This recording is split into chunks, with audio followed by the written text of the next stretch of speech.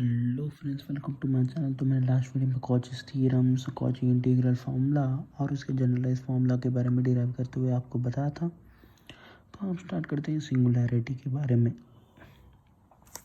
तो सिंगुलैरिटी होता क्या है?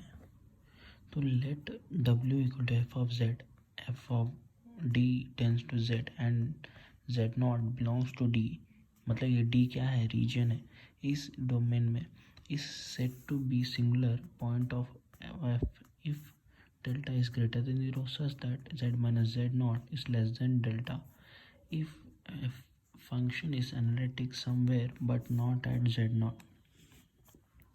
उसका क्लियर मीनिंग क्या है? वो एनालिटिक फंक्शन है। फंक्शन हर एक जगह डिफाइन हो रहा था, मतलब ईच एंड एवरी पॉइंट। मगर एक पॉइंट ऐसा होता है जहाँ पे वो डिफाइन नहीं होता। जैसे z not is not analytic, not singular. मतलब एक पॉइंट पे क्या था, जैसे आपने डिस्क है, डिस्क में जैसे सीढ़ी होता है, सीढ़ी के सेंटर में क्या होता है? वो प्लेन हॉलो होता है, राइट। तो वहाँ पे वो डिफाइन नहीं होगा, वहाँ पे क्या होगा? सीढ़ी राइट नहीं होगा, सीढ़ी पे वो डाटा कलेक्ट नहीं कर पाएगा होल में, राइट। तो उसी को सिंगुलर पॉइंट बोलते हैं। तो उसी को नॉन एनालिटिक, नॉन सिंगुलर। यहाँ पे f of z equal to 1/z, z equal to 0 पे क्या होगा? ये फंक्शन डिफाइन नहीं होगा, तो ये जेड इक्वल टू 0 क्या होगा? सिंगुलर हो जाएगा। उसी प्रकार उसका रिप्रेजेंटेशन ऐसा सिंगुलरिटी को बोलते हैं। तो इसमें भी देखिए जेड इक्वल टू ए पे क्या होगा? 1/0 होगा। तो जेड इक्वल टू ए पे ये क्या होगा? डिफाइंड होगा, मतलब जेड इक्वल टू ए क्या होगा? सिंगुलरिटी हो जाएगा इसका। तो आइसोलेटेड, इसमें भी सिंगुलरिटी में भी बहुत टाइप्स होते हैं। तो बात करते हैं isolated singularity. One and only one singularity exist in the neighbourhood. Let z naught is a singularity of f z. Let z naught belongs to domain, then z is isolated singularity of f of z, function of z. Function of z is analytic in the deleted neighbourhood of z naught. Delta greater than 0 f of j is analytic in. सो इसमें दे रखा है कि ये जो भी point होगा, यहाँ पे जितने भी पॉइंट है -2 पाई 2 यहाँ पे हर एक जगह क्या होगा? इंडिपेंडेंट है, मतलब एक दूसरे का अटैच नहीं है। ये क्या होगा? आइसोलेटेड होगा। तो एक दूसरे पर डिपेंड नहीं होते। आइसोलेटेड रीजन जो बनाते हैं उससे कहते हैं आइसोलेटेड सिंगुलरिटी। यहाँ पे z इक्वल टू 0 पे डिफाइन नहीं करेगा तो वो रीजन को क्या होगा? आइसोलेटेड सिंगुलरिटी बोलते हैं। तो सिंगुलरिटी क्या है? सिर्फ एक सीढ़ी में होल है तो एक सर्कुलर डिस्क में होल करते हैं तो उससे बोलते हैं आइसोलेटेड सिंगुलरिटी। तो अब बात करते हैं उस होल को नेग्लेक्ट कैसे करें, मतलब होल को कवर करके हम उसको एनालिटिक फंक्शन में कैसे सॉल्व कैसे करें। हम किसी भी होल को भरने के लिए क्या यूज़ करते हैं? रेजिड्यू यूज़ करते हैं, जिससे हमारा होल भर जाए, स्मूथ सरफेस आ जाए। तो इसके लिए हम रेजिड्यू थ्योरम निकालें। Here if F of x is analytic inside and on closed curve x except at a finite number of singularity inside C, then f of z dz equal to 2 pi I sum of residues, right. अगर ये हर एक जगह analytic define होता है तो equal to 0 आता। अगर नहीं होता है तो हम सम ऑफ रेजिड्यूज डालेंगे, मतलब सम ऑफ एक्सटर्नल टर्म डालेंगे, जिससे हमारा फंक्शन क्या होगा? रेजिड्यू जो भी आउटकम आएगा उससे हमारा फंक्शन डिफाइन होगा। Singularities are of 4 types: simple pole, pole of order n, essential singularity, removal singularity। तो ये है सिंपल पोल, z-3 z+3 एट 3,7 पे ये फंक्शन डिफाइंड नहीं होगा, मतलब ये क्या होगा? Simple pole. Order of n जो मैंने पिछले डेरिवेशन में कॉची रीमन में बताया था, z+2 होल स्क्वायर का, z इक्वल टू -2 और z इक्वल टू 4 पे नहीं डिफाइन होगा। तो यहाँ पे z equal to -2 is pole of order 2, pole of order 1, z equal to 5। Essential singularity मतलब साइन ऑफ ऐसा कॉम्प्लिकेटेड ट्रांसेंडेंटल फंक्शंस देते, साइन ऑफ 1/z-1। तो 1 पे इसको हम एक्सपेंड करेंगे। साइन x का एक्सपेंशन होता है x minus 1/x³ factorial x power 5 factorial. इसके लिए इसे एसेंशियल सिंगुलरिटीज़ बोलते हैं, राइट। इसे सॉल्व करने के लिए भी अलग मेथड यूज़ करेंगे हम।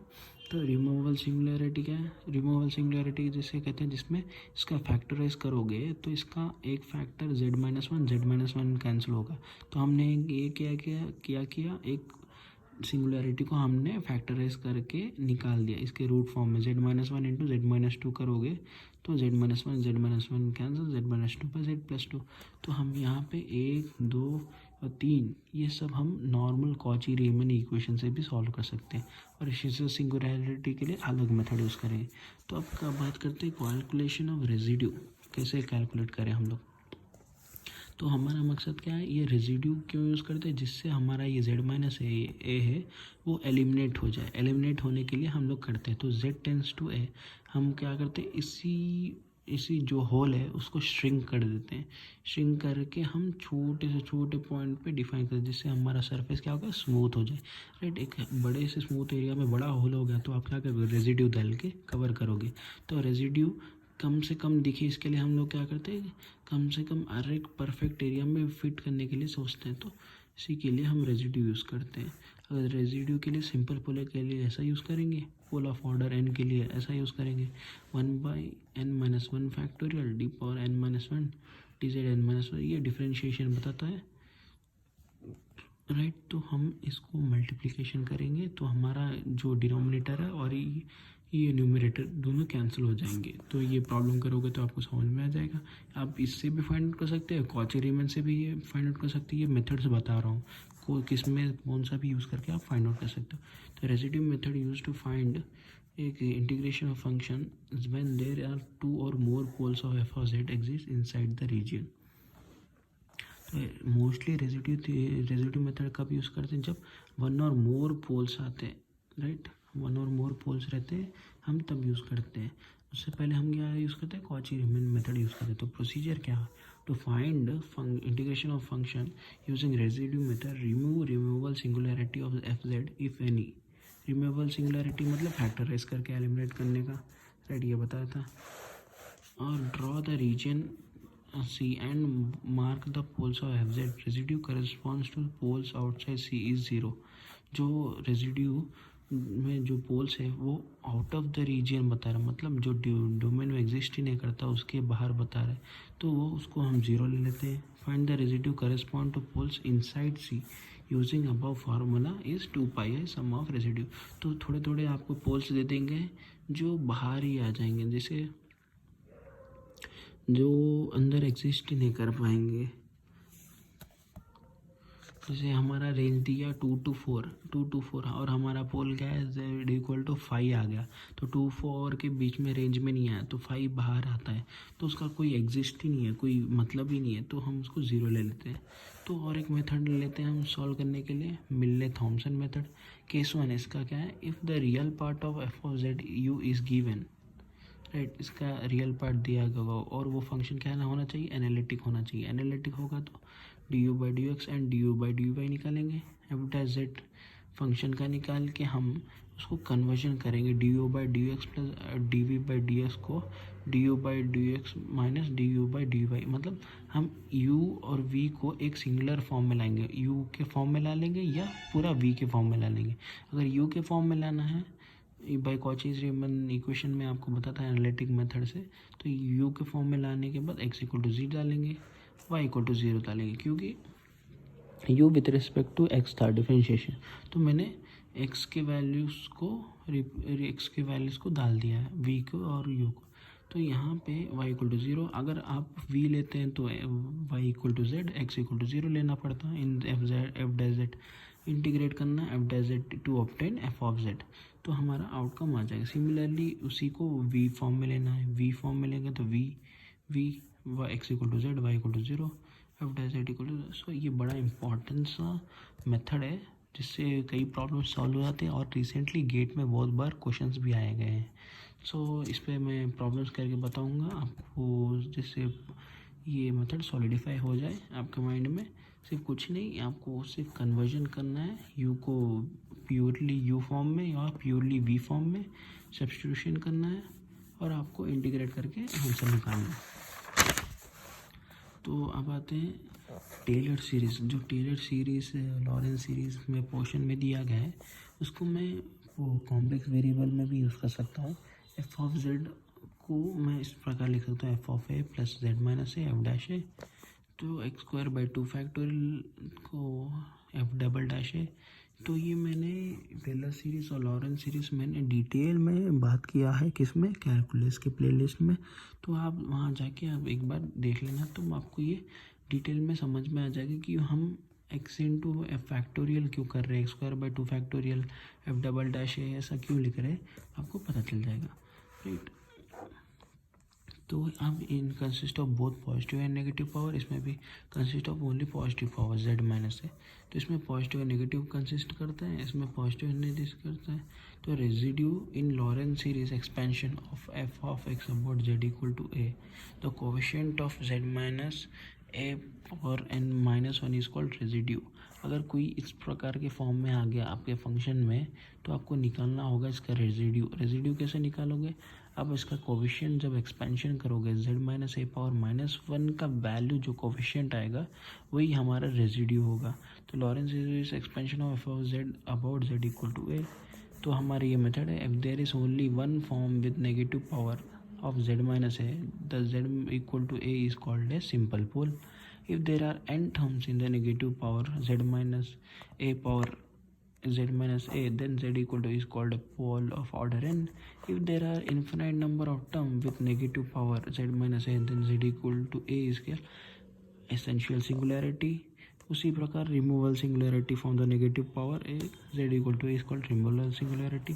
तो ई पर एग्जांपल दे रखा है यहाँ पे, मैंने जितने भी मेथड पढ़ाए थे उसके कुछ प्रॉब्लम सॉल्व करोगे तो आपको सॉलिडिफाई हो जाएगा। तो यहाँ पे मैंने एक प्रॉब्लम दिया जहाँ पे मैंने डिनोमिनेटर जेड स्क्वायर मतलब जेड इक्वल टू 0 पे मेरा ये फंक्शन डिफाइन नहीं होगा, तो मैं क्या करूँगा, रेजिड्यू डालूंगा। रेजिड्यू कैसे डालूंगा, जिससे ये मेरा डिनोमिनेटर क्या हो जाए, एलिमिनेट हो जाए। तो फर्स्ट मैं तो यूज़ करता हूँ कॉची इंटीग्रल फार्मूला, जो मैंने स्टार्टिंग में दे रहा था कॉची इंटीग्रल मेथड। तो उसमें बोला गया था 2 पाई आई और डिफ्रेंशिएशन, ये n+1 वैल्यू, n का क्या है 1 है, 1 टाइम डिफ्रेंशिएशन बाई 1 फैक्टोरियल। तो यहाँ पे पिछली वीडियो में देख लेना, मैंने इसका डेरिवेशन भी बताया। अभी ये आपको कॉची रेजिड्यू थ्योरम, जो रेजिड्यू थ्योरम मैंने अभी करके बताया। तो इसमें क्या है, ये क्या है, ये पोलर फॉर्म ऑफ ऑर्डर 2 है। तो ऑर्डर 2 मतलब इसमें से ये n+1, तो ये फर्स्ट टाइम डिफरेंशिएशन मल्टीप्लाई करना, तो लिमिट निकाल के मैंने इसको क्या करा, पॉइंट को श्रिंक करने की, मतलब रेजिड्यू को कम करने की देखा। रेजिड्यू कम करने से हमारा आउटकम क्या, -1। तो ये इसमें 2 पाई आई टाइम्स ऑफ रेजिड्यू -2 पाई आई, इसका भी आउटकम -2 पाई, इसका भी आउटकम -2 पाई। अब इसी फॉर्म को मैं लॉरेंट सीरीज से भी फॉर्म नोट कर सकता हूँ। लॉरेंट सीरीज में 1/z², जो ये फॉर्म होता है ना 1 + z + z², 1 - z + z² 2 factor -z³ 3 factor, इसमें सब मैं क्या करता हूँ, z² को कॉमन लेता हूँ। z² को कॉमन लेने से z पावर -2 आ जाएगा, यहाँ पे z पावर -1 आ जाएगा। तो उसने दे रखा है z पावर -1 ही आपका रेजिड्यू का वैल्यू है, क्योंकि ये क्या है 1/इनवर्स का वैल्यू है। तो इनवर्स का वैल्यू का जो कोफिशिएंट रहेगा मैं रेजिड्यू में ले लूँगा, 2 पाई आई इंटू -1 -2 पाई है। तो इसी प्रकार मेरे ये 3 मेथड्स मैंने एक फंक्शन को फाइंड आउट करने के लिए मैंने यूज़ कर दिए। तो आपको पता चल गया होगा कि इसको कैसे यूज़ करा जाता है। तो ये पूरे मेथड्स है, टेलर सीरीज़, लॉरेंट सीरीज़, ये पूरे कन्वीनियंट के लिए मेथड्स है, जो हमारे प्रॉब्लम टू प्रॉब्लम चेंज होके हम यूज़ करते हैं, राइट। अपने कन्वीनियंट के हिसाब से हम इसको यूज़ करते हैं। तो हम थोड़े प्रॉब्लम्स भी देखे थे जो मैंने ऑलरेडी सॉल्व करे हैं, हम गेट में दिए गए हैं, तो उसके बाद थोड़ा डिस्कशन करते हैं। फिर उसके बाद ये कॉम्प्लेक्स वेरिएबल मेरा ख़त्म हो जाएगा सीरीज़। सो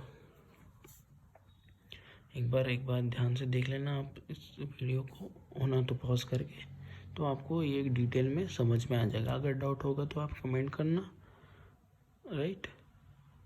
तो ये रेजिड्यू थ्योरम के बारे में था, उसके मेथड्स, सिंगुलरिटी का मतलब, एनालिटिक का डेफिनेशन, लॉरेंट सीरीज़ और टेलर सीरीज़, ये पूरे मैंने कैलकुलस में कवर किए रखे हैं। उसमें मैंने डिटेल में डेरिवेशन करके बताया था कि टेलर सीरीज़ होता क्या है, लॉरेंट सीरीज़ होता क्या है, राइट। उसमें z = 0, z = a पे डिफाइन होने का तरीका, राइट, उसके बारे में मैंने बताया था। तो दिस इज़ गाइस, आज के लिए इतना। और मैं प्रॉब्लम्स के साथ इसका वीडियो ख़त्म करना चाहूँगा, राइट। तो जस्ट गाइस, बाय बाय।